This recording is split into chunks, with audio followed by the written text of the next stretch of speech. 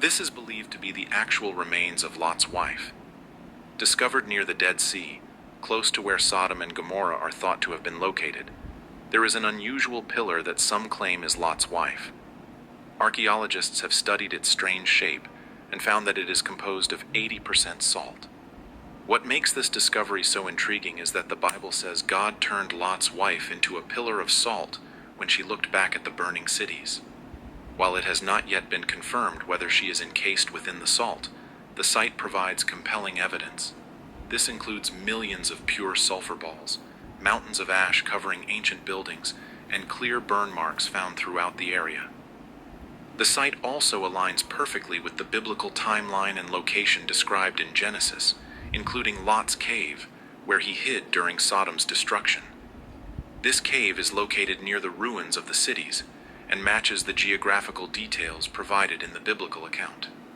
Local legend and archaeology also support the claim, with early Christians building a church around it as a sign of reverence, further adding credibility to the discovery. You just gotta love the way people like to make up stuff. So what you have is on the Jordan side, which is the side that he was showing of the Dead Sea, there is this pillar that if you look at it long enough, you will begin to see the shape of a woman, or maybe even a Christmas tree, or someone with a chicken on top of his head. Maybe it's even a dinosaur or something of that nature, look like little Godzilla-ish. It also can look like two people merged together. But if you look on the Israeli side of the Dead Sea, there's another spot that just looks like a big old rock that's just sticking up out of the ground, or the handle of a knife or something like that. And that is also considered to be Lot's wife. What they both have in common is the fact that they're both tourist traps. The other thing that they have in common is that they sit on the side of the Dead Sea, which is the saltiest body of water on the planet. And with the windswept desert, you have salt accumulation that has arose in many areas and spots in and around the Dead Sea. Now, many people have come before and said that this must be Lot's wife, that must be Lot's wife. Josephus claimed to have seen Lot's wife. Clement claimed to have said he's seen Lot's wife. Many have went looking for it.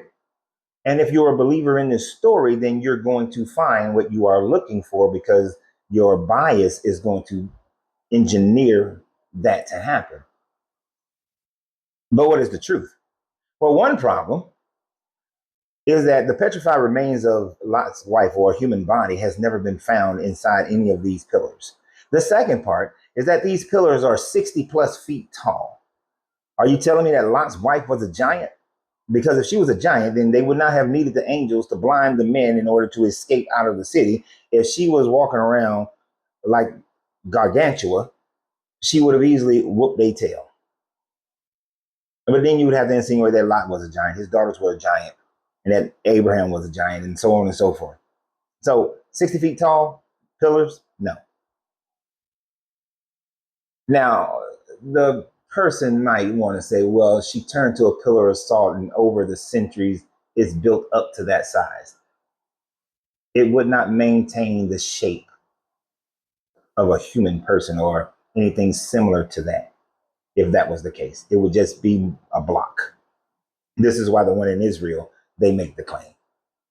But as far as the sulfur balls that are found in and around that area, you can find many geological studies that demonstrate that sulfur balls in around the Dead Sea is a common and natural phenomenon. That there is no impact craters around it, that the sulfur balls themselves don't demonstrate that they that they impacted on the ground. So you don't see the types of evidence that would demonstrate either one of those. So that's not plausible. And as far as the area looking like it was burned, that is because of lava flow. It's lava flow. Just like in Mount Ararat, the mountains are covered by the burn on the mountain in Ararat are lava flow burns. These are lava flow burns. This is not a sign of fire and brimstone raining down on a city. And what would you have to also demonstrate fire and brimstone raining down on two cities? Impact craters. There are no impact craters to speak of.